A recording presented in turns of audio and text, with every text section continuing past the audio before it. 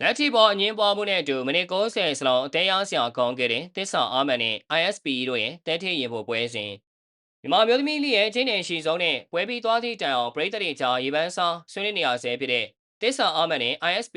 WFC တို့ရဲ့ပွဲစဉ်ဟာနှစ်ဖက်စလုံးအတွက်အမပေးရှားအဆင့်ရက်တည်မှုအရာရောတိတ်ခါပိုင်းရပါအလွန်ရေးကြီးတဲ့ပွဲစဉ်တွေဖြစ်ခဲ့ပါတယ်မနစ်90ပြည့်တဲ့အချိန်တစ်ဖက်နဲ့တစ်ဖက်အလျှော်မပေးဘဲအကျိတ်နဲ့ကစားခဲ့ပြီးပွဲပြီးမှာတော့တစ္ဆာအာမန်အသင်းက ISP အသင်းကိုတကောကုန်းမရှိဆိုတဲ့ရလဒ်နဲ့ကပ်ပြီးအနိုင်ရရှိသွားခဲ့ပါတယ်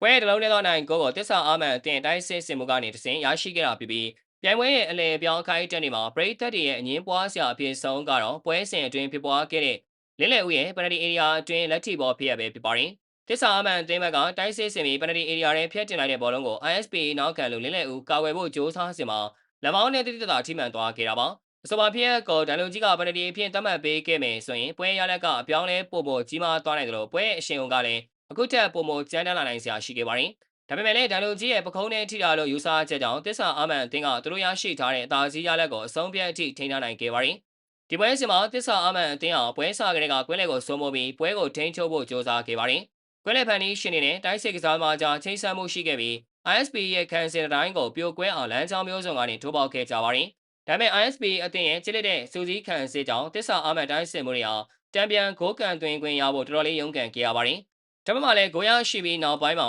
ISP အသင်းရဲ့ပြန်လည်ခြေပလို့တဲ့ပြင်းထန်တဲ့တိုင်းစစ်စစ်မှုတွေကိုတစ္ဆာအာမန်နောက်ခံတွေနဲ့ဂိုးသမားတို့ကအမားရမရှိအောင်အထူးအာရုံစိုက်ပြီးပေးစွနိုင်ခဲ့ကြပါတယ်။တကောပေးလိုက်ရပြီးနောက်ပိုင်း ISP အသင်းရဲ့စူးစမ်းအားထုတ်မှုကလည်းတကယ်ကိုလေးစားစရာကောင်းခဲ့ပါတယ်။သူတို့ကစိတ်ထဲကြမသွားပဲကွင်းလည်ကနေတဆင်ဖိအားပေးလို့ရမှုတွေကိုပုံမမြင့်တင်လာခဲ့ပြီးပွဲကစားချိန်နောက်ဆုံးမိနစ်တွေအထိတစ္ဆာအာမန်အသင်းကိုတောက်လျှောက်ဖိအားပေးကစားနိုင်ခဲ့ပါတယ်။ဒီပွဲမှာနံပါတ်အသင်းကစားမတွေအောင်သူတို့ရဲ့ကာယပိုင်းညာနာပိုင်းစွမ်းရည်တွေကိုစွမ်းကုန်ထုတ်သုံးသွားခဲ့ကြပါတယ်။တစ္ဆာအာမန်ရဲ့ကွင်းလည်ကနေဘောလုံးပြောင်းဝင်မှုတွေအတိအကျသေးကြလို့ပြီးတိုင်းစစ်စင်တဲ့အခါမှာလည်းတူးချင်းခြေစွမ်းပြထိုးပေါမှုတွေတက်အသင်းလိုက်တွဲလုံးတွေနေရာလို့ရှာဖွေမှုတွေကပြောင်းပြောင်းလာပါတယ်။တလုံးနဲ့တော့နိုင်ကိုသွင်းယူနိုင်ခဲ့တဲ့တိုင်းစစ်မှုရဲ့ဆုံးဖြတ်ချက်ပြတ်သားမှုနဲ့အဆုံးသတ်တည်တံ့မှုကဒီပွဲရဲ့အကောင်းဆုံးခိုက်တန်းတစ်ခုဖြစ်ခဲ့ပါတယ်။အလားတူပဲအငင်းဖွားပွေကလက်ထိပေါ်ဖြစ်ရှိခဲ့ပေမဲ့ ISP နောက်ခံလို့လင်းလယ်ဦးရဲ့တပွဲလုံးတိုင်းတာနဲ့ဓာတ်စီးပုံတွေဖျက်ထုံမှုတွေကတော့အတိမတ်ပြောရမှာဖြစ်ပါတယ်။တစ္ဆာအာမန်ရဲ့လင်မြဲတဲ့တိုင်းစစ်မှုတွေကိုပိတ်ဆို့ရမှာသူမဟာခန္ဓာကိုယ်ကိုအသုံးချပြီးလေရင်ပြစ်အမြင်ပေါ်တွေကိုပါဖျက်ထုတ်နိုင်ခဲ့ပါတယ်။ဒီပွဲစဉ်ဟာမြန်မာမျိုးသမီးလေးရဲ့အရေးသွေးတဲ့အချင်းနဲ့ရှိမှုကိုကောင်းကောင်းကြည့်မိမောင်းထုတ်ပြလိုက်တဲ့ပွဲကောင်းတစ်ပွဲဖြစ်ပါတယ်